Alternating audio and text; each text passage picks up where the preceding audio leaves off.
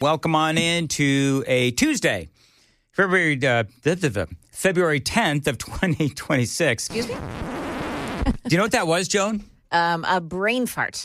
No. Well, yes. Okay. But I saw February 10th. Yeah. And I did realize, oh my God, Valentine's Day is coming. 4 days, buddy. 4 days. I love it. I can't remember what commercial. Oh, it's the Brentwood Jewelry commercial. Yeah. Where I'm telling guys you can't shank Valentine's Day. Unless Valentine's Day turns out to be a lamb shank, then you can. We my gosh. Whatever. Quack you. So we actually, this is what funny, very quickly, because I got a lot to do. By the way, Sam, get the clean up an aisle Dan sound effect ready with the sweep. So Amy and I decided that we were going to celebrate Valentine's Day last weekend because I forget why. I think we have Riker next, whatever. So, but last weekend was supposed to be Valentine's Day. So I have a tradition. Every Valentine's Day or whatever, anniversary, birthday, whatever, I wake up early. I go to get some Kami coffee, and I go to get my wife, Amy, the lovely Amy, some flowers. And so that's just what I do. It's just, so that she wakes up and she's got some roses or some, whatever. So I go to do that this weekend. She wakes up and I'm nowhere to be found. And so she's in a panic. She's like, where the hell is my husband? It's like 6 o'clock in the morning. I'm off getting her flowers. And she sends me a text and she's like, where are you? And I'm like, well, if I tell her, I'm going to ruin the surprise, which is a surprise to no one. Right. But I'm going to get her. I said, I'm getting you flowers. She said, why are you doing that? I'm like, what woman says, why are you off getting me flowers? I said, well, because we're doing Valentine's Day this weekend. She's like, not the flowers, you ninny. So I go all the way to Publix to get some good, decent flowers for Amy. And I'm walking in and she says, turn right back around and come home. I don't want flowers today. No flowers for you. Wow. I know. So now next weekend, which is Valentine's Day, You're going to have to go out and get flowers. I have to go out and get some flowers again. But it's all good. Do you know what my husband gives me for Valentine's Day, which I really love? What's that? He gives me a bouquet of flowers. One is a red rose Yeah. from him. 2 are yellow roses from my sons. And 1 is a pink one from my daughter. Oh, isn't that cool? sweet? It's very thoughtful. Once again, John showing up the host. Joan does that on purpose. Yeah. Cue the sound effect. There's a cleanup to be made? Clean up an aisle, Dan. Earlier, we had to clean up an aisle, Joan. Yeah. Now it's clean up an aisle, Dan. Earlier, I said 2 things with the Heidi Campbell story. Number 1, I guess I made Heidi Campbell into a Metro City Council member. She's actually a state senator, which I know that. I always seem to, for whatever reason, I mix up the state legislature and the Metro Council. Now, if you're a leftist, I don't care where you are. I think that you're crazy. I also said that Heidi Campbell was kicked off of the Murphy Show. And one guy said, well, technically she wasn't actually kicked off. He kind of invited her to leave. Oh, I see. Right? So if we're going to go with a technicality, then that's the technicality. But whatever. It's all good. So that's it. That's the only cleanup that I had to do on the 6 o'clock. I think that was the 6 o'clock hour. Now, very quickly, we had a Daily Dan poll because in the news today, this is where we get back on track. In the news today, NES, and Jones got the story, is now saying that they are going to be investigating the mistakes made during Ice Storm Fran, right? It's Fran? I think it's Fran, yeah. Yeah. So NES has now said we're going to do our own investigation into Ice Storm Fran. And so my question from the 5 o'clock hour was, which entity has the least amount of credibility in their investigation? Freddie O'Connell's or NES? Because Freddie O'Connell, of course, has his own commission, 2 from the Metro City Council, 7 will be appointed by Freddie O'Connell. It is my idea that Freddie O'Connell himself needs to be investigated. Hopefully he'll include that in his little commission. And NES says they will leave no stone unturned or patch of ice to figure out where they went wrong. So I did ask the question, which entity has less credibility? And out of the three options, the Freddie's Commission, NES, and the Metro Council, in regards to investigating the power restoration in Ice Storm Fern. Oh, Fern, not Fran? Yeah. Same thing. Moving right along. NES, 48% voted in as the least credible agency to investigate the power restoration issue. Okay, 48%. But the other two combined Freddie's would Commission, 36%, Metro Council, 17%. So people see that Metro Council is potentially the most credible source. Boy, and that's saying something of those three. Anyway, okay, thank you. Watch us on YouTube at Dan Mandis Show. Find me on X and all that. You can watch us on YouTube, Facebook, Twitter, Twitch, 997 WTN.com, etc. And appreciate that you do. And you can, by the way, watch us or listen to us any time of the day. We're on 5 to 9 Central Time, but if whatever time it is you want to check it out from previous in the day, you certainly can. The SAVE Act continues to be debated in Washington, D.C. By the way, Matthew Hurtt is joining us at 7:35 to talk about not only the SAVE Act, but other things as well. All of the big doings going on in Washington, D.C. The SAVE Act, of course, we've all been talking about it. This is Senator Markwayne Mullins, as he lays it all out, the stupidity of those that say that they are against the SAVE Act. Listen. You can't get a bank account. You can't get a job. You can't lie. You can't get a loan. You can't buy tobacco. You can't buy alcohol. You can't even sign up for government benefits unless you have an ID. But somehow, when it comes to voting, it is going to limit the ability for people to vote, or they may not have an ID. And you're going, really? But these are the same people that wanted to move alcohol and tobacco from 18 to 21, and you had to show a proof of ID. I don't get it. You can't argue with crazy, but that's exactly what they sound like. You know, the you can't argue with crazy is one of the best things that that Markwayne Mullins, senator, the junior senator, has said. Now, remember what the SAVE Act will do, and I feel like a broken record, but it'll force people to show ID when they register to vote, maybe to even vote when the new SAVE Act comes down the pike. I believe that should happen. Most rational people do. No, I don't believe that Donald Trump and the Republicans are trying to, and I'm going to air quote this, nationalize the elections. We've had the media actually applying some pressure now to Democrats who have seen that polling shows the vast majority of Americans do believe that people should have to show ID to vote. It's Jim Crow 2.0. So says Chuck Schumer and the Democrats. That, by the way, is never going to get old. You want to hear from the director of the Brennan Center? His name is Sean Morales Doyle, and he had this to say about it. It's not common sense to require these kinds of documents for people to register to vote when we know that 21 million adult American citizens don't have ready access to a passport or a birth certificate, which is exactly what they'd have to show in order to get registered to vote if the SAVE Act would pass. Isn't that the exact number of votes that were counted differently in the 2020 and 2024 election? Perhaps. Do you know anybody that doesn't have a birth certificate or can't get? I mean, it takes.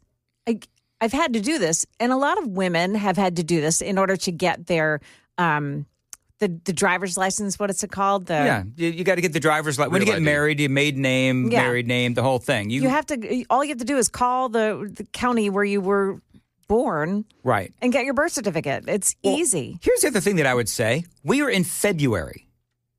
You have.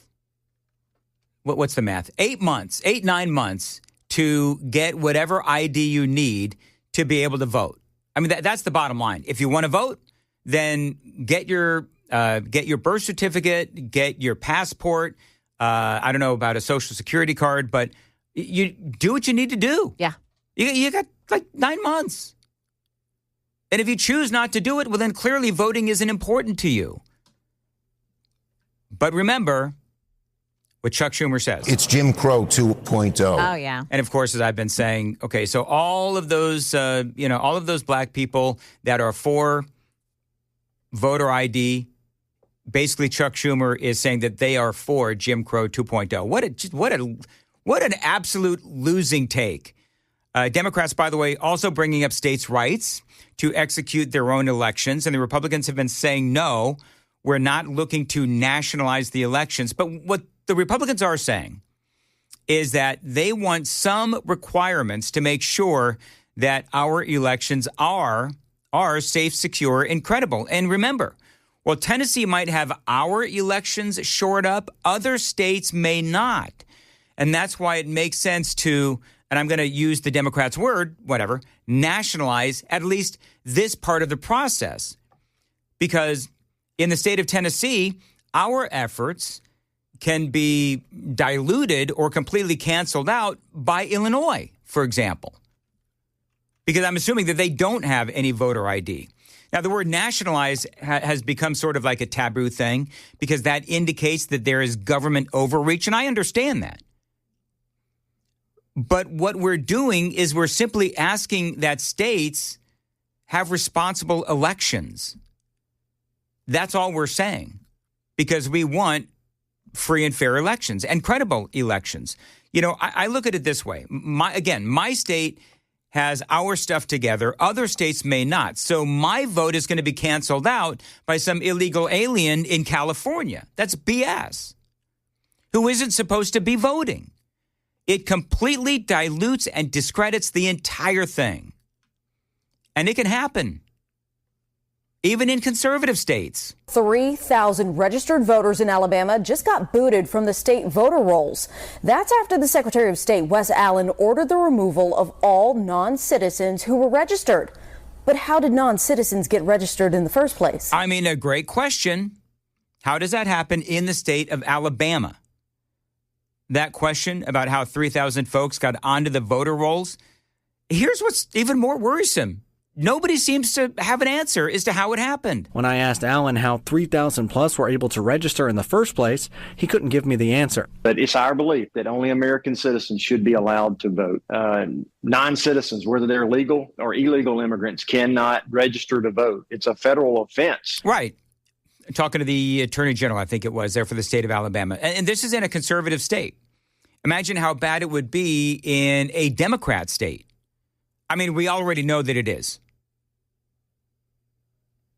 I love that Anna Paulina Luna is going out there now and calling out Senate Leader John Thune with an open letter signed by 6 others. She says that the United States must invoke the standing filibuster and vote on the SAVE Act. So if you're, and this is where Murphy Show stands, where if you are not for eliminating the filibuster altogether, which is what a lot of people are saying needs to happen, at least invoke the standing filibuster and make them stand on their feet and talk for hours at a time. Because I think there's a lot of merit to that. I mean, at least make it hard. She also blasting him for slow walking the legislation. That is also an issue. She says that there has been no debate or discussion, just silence, and that the standing filibuster will actually allow that debate, allow that discussion, and not allow the silence. And she also finally, Anna Paulina Luna, in this letter to John Thune, open letter, says that the election integrity here in America, it should not be optional. It should not be negotiable. She says the more the Senate sits in silence, the House has to continue to act. This is Brandon Gill, a Republican out of Texas.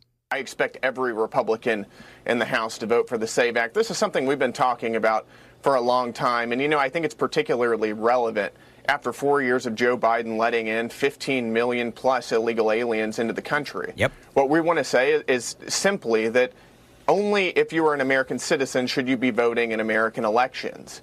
You know, a core part of national sovereignty is the ability to determine that only our people, only the people who have full allegiance to America and its institutions should be voting. And remember that every time an illegal alien votes in American elections, that waters down or disenfranchises American citizens who So it's what I said. Should have sole representative power in this country. This is something that the vast majority of Americans agree with, and we're going to get it passed. Yep. So the Democrats, again, are throwing everything they can at this to ensure that it does not pass. There's, of course, it's racist argument. It's Jim Crow 2.0. There's the states' rights issue. Oh, yeah, and it is sexist as well. This was Elizabeth Warren. A reporter caught up to her outside of the Capitol. Do you support voter ID for elections? Well, it depends on what you mean by voter ID. When you want to say that everyone has to produce a birth certificate, including women whose married names are not on their birth certificates, that creates a real problem for me. Well, isn't that just one of the first steps in getting married is getting a new ID? Actually, it's not getting a new birth certificate, because part of what the SAVE Act does is it says most driver's licenses around the country won't work as an ID. And that creates a terrible problem. But you need an ID to do just about anything in America. Shouldn't you need one to vote in elections? You don't need a birth certificate. I hope you know that. God, what a just. Can you hear the sound in her voice? I can't say it on the radio. It's her inner Pocahontas. Is that what it is? Yes. Is that her inner Pocahontas? I know better than you. It's her inner bee is what it is. And it's not so inner. It's actually outer, too. Whatever. She do be itching on the outside.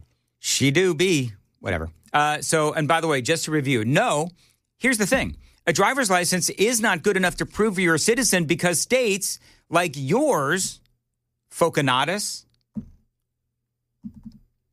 states allow illegal aliens and migrants to get driver's license. They do. It's stupid, in my opinion, but they allow it. So no, a driver's license could be included, but here's what you can do. Here's what you can use. You can get a real ID, a passport, a military ID with a record showing a U.S. place of birth, or a government-issued photo ID that shows a U.S. place of birth, and states will have all of that figured out. It's a process. The states are being told you've got to come up with a process in your own state to be able to, ensure that illegal aliens cannot vote. It's got to be easy to vote, hard to cheat. That's not that hard of a concept unless you are a Democrat. Matthew Hurtt joining us, our grassroots political analyst. Matthew, always great to have you on. So, real quick, just give me your opinion on the whole Bad Bunny Kid Rock controversy or non-controversy. I did see this headline where on the Daily Mail, because a lot of people are saying that Kid Rock and the Turning Point USA, this was a great event. It was a very successful event, and it was. But you also look at the fact that apparently Bad Bunny and what he did smashed all the records for people watching a Super Bowl halftime event. What I can tell you, Dan, is Sunday night I spent the evening with our Leadership Institute interns. They threw a Super Bowl watch party, and we switched over to the Turning Point halftime show, and it was fun for a country music show. There's plenty of things to get worked up about, and I'm trying not to get worked up about a sporting event. One of the things that is going on politically, of course, you probably heard me talking about it in the previous segment, is the debate over the SAVE Act. And, part of as they go through this debate, of course, is, eliminating the filibuster or bringing back the standing filibuster. And so the more that the Republicans, present their case, the more the Democrats are trying to figure out ways to stop the Republicans from, bringing this to a vote. I think it's clear, based on all the polling that was out earlier this week, that the American people really believe that it is a good idea to require ID to register to vote and then further to vote. Yeah, Georgia Senator John Ossoff had a campaign event over the last week, and he required attendees to produce a form of identification to get into the political event. So an even lower bar than voting in the political process, a Democrat senator required attendees to show up with a voter identification card. What the SAVE Act does, and I've said this on this program before, is it establishes these guardrails.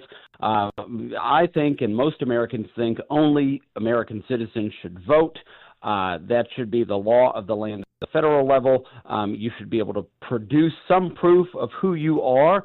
But this goes back to the 1990s with what the Clinton administration did, essentially the motor voter law, which allows an ease of registration that does not require necessarily proof of citizenship. In some states, you can get a driver's license without being an American citizen. This used to be the case in Tennessee, where many of your listeners are. I believe it's no longer the case, but you would just register to vote when you went in to get a driver's license. That is something a lot of times people want to create more solutions by creating more laws and more government. Repealing that would reduce government and also seek to solve the problem. But this SAVE Act, again, what do most Americans want? They want safe and secure, free and fair elections. And one of the ways to ensure that is that everyone who is casting a ballot is an American citizen and is permitted to vote. And this is one of the elements of that bill. Turn the microphone on, Dan. One of my favorite pollster guys is Harry Enton on CNN. And I'm just seeing this right now, and so I'm going to react to it, and you can react to it too. Matthew Hurtt joining us. Democrats, proud to be an American. Extremely or very proud. In 2013, 83% of Democrats, according to CNN, they were very proud to be Americans. Late 2025, that number, Democrats, that has dropped to 31%. Why is that? It's so puzzling to me that they continue to believe that, and by the way, that number is down for Republicans as well. In Republicans, 2013, 92% of Republicans were extremely proud to be Americans. That is down, but only down to 80% as of late 2025. So the numbers for Democrats have fallen off the table about being proud to be an American. Why are Democrats no longer proud to be Americans? Well, let's step back and take a look at what this means. For a country to be a coherent, successful country, there needs to be a number of things. Michael Savage used to talk about borders, language, and culture. Those are the things, three of the elements. The fourth element, I think, is a general sense of patriotism or respect or appreciation for the institutions that make the country great. Italians are proud to be Italian. The French are certainly proud to be French. And this is now a partisan issue, by and large, in the United States, and it contributes to the unraveling of America's greatness as a culture, and it should be concerning to anyone. Now, some people will say, well, it depends on who's in the White House, but there are many, many things, and especially as we embrace America's 250th anniversary this year, there are many things that many Americans, regardless of partisan ideology or affiliation, should be proud that this country stands 250 years in for the truths and the institutions and the things that we stand for enshrined in our Constitution and Bill of Rights. It is unfortunate that many Americans treat this as a partisan question. I think America as an example of Western democracy through a constitutional republic is the greatest form of government, and there are many things to be proud of. And I hope our Democrat friends come back from that. But frequently now, since Orange Man is so bad and he's been in the White House twice, it will erode their patriotism or sense of America's greatness. It is sad, and one of the things as you look at the numbers, and I took some pictures of the TV so that because I actually find this stuff really interesting. Part of that starts at an early age, obviously. So when you have all of these kids being young adults being indoctrinated into basically that kind of a mentality in college, it's horrifying. And so the more that we allow this kind of indoctrination to happen in the colleges as parents and as a nation, the worse that is going to get. And I guess part of my interest in this story is the clear distinction between Republicans and Democrats, because Republicans, even though it's down a little bit, I think it was 92 to 80% over the last 10, 15 years, clearly Republicans by and large still believe that America is great despite what the Democrats have done to our country. Well, even before college, this is, what does your mom and dad tell you about your neighbors? What do your mom and dad tell you about the police in your community? All of these things, beyond what just happens in K-12 schools and in universities, and in Virginia, the Democrats are trying to pass a law to teach January 6th in elementary, middle, and high school. Are you classes kidding me? to say it was that is 100% something that is happening in Virginia right now. We can't teach about the Holocaust, or it isn't mandated in state law, but we can teach about January 6th. And so it's all of these things, the institutions, education, K-12 and university, but also what do your parents teach you? You know, my dad was a hardworking electrician. My mom worked as an administrative assistant and a secretary and did a few other things. And I saw through the example that they shared that working hard would allow you to get ahead, and America is the greatest country. And so there are elements in law and in the education system that we can talk about it at the state level and the federal level, but there are also what are the cultural things that we learn in our communities. Many first-generation Americans who came here because their parents saw the American dream or America's greatness were also taught many of the same things the listeners were taught. America is great. If you work hard, you can get ahead. If you get a good education, you can find opportunity. And that is being unraveled as a process and as a political issue by Democrats in state governments and in the federal government. But it is a cultural thing that your listeners and me and you have to take responsibility and say, this is what makes America great, and we have to embrace and promulgate these values.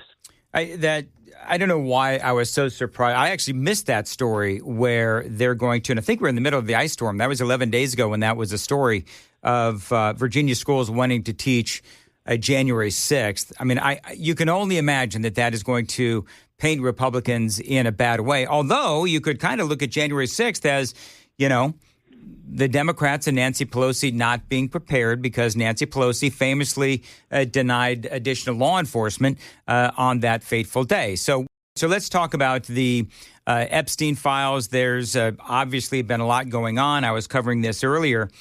Thomas Massie, Ro Khanna holding that press conference yesterday. So far as I can tell, there's nothing credible in there about Donald Trump, with the exception of the fact that it is in the Epstein files that he was one of the first to say, really glad that you are coming in and investigating this, and he was more than willing to work with the authorities. However, Howard Lutnick from the Trump administration has now been caught lying about keeping a relationship with Jeffrey Epstein beyond 2005. 2005, of course, is that year that we found out how bad Jeffrey Epstein was and the things that he was up to. And Lutnick, he has said in the past, after 2005, I had no relationship with Jeffrey Epstein. Now it turns out that he did for years, according to emails that have dropped. Now there's a lot of people saying that Howard Lutnick needs to either be fired or resign. And he has not committed any crime that I can see. He just held that relationship and lied about it, damaging his credibility. What do you think? Well, Dan, let's look across the pond. Peter Mandelson, the former British ambassador to the United States, very similar details. Casual relationship with Jeffrey Epstein post-conviction in 2008, was removed as British ambassador. That may, in fact, topple the Labour government in Keir Starmer. It has roiled the British government for the last several weeks. And so just the view of impropriety, not breaking the law, and I think what we're seeing now in the American conversation about Jeffrey Epstein is a bunch of Democrats who throw in these accusations that were submitted about Donald Trump. Again, no factual basis for those, but there are plenty of individuals who are either in government or have access to government. And this is something that it is shocking to me that Donald Trump supporters, some of them, are going after people like Thomas Massie, because this is not a MAGA versus the rest of the political landscape. This is the people in the club, and you ain't in it. And it is okay to hold those people accountable. And will some of them be in the Trump administration? That is possible. And the Howard Lutnick thing is an impropriety, but it's not illegal. We can have that conversation. Right. But there are people who should be held accountable. There are absolutely horrifying revelations in these emails, and now members of Congress have seen unredacted names And this could be, if it is this serious, it could go back to the Pentagon Papers, where a member of Congress could read those unredacted names on the House floor and be shielded from prosecution. I would not be surprised if something like that happens in the coming weeks, and somebody names those individuals. Well, and Thomas Massey in the news today, he is saying that if the victims want me to read the names, I will. He says, I will. And so we'll have to see where that whole thing goes. But, I would agree with you. There's going to be Republicans and a lot of Democrats that have been named or, some insinuations made within the Epstein files. You're talking about 3 million that have dropped over the last couple of days. And so we're going to be finding out more and more about the Epstein files as time goes on. And so this will no doubt come up again. And Matthew Hurtt, always great to have you on. And how can people follow you on X? I'm on X at Matthew Hurtt, MatthewHurtt.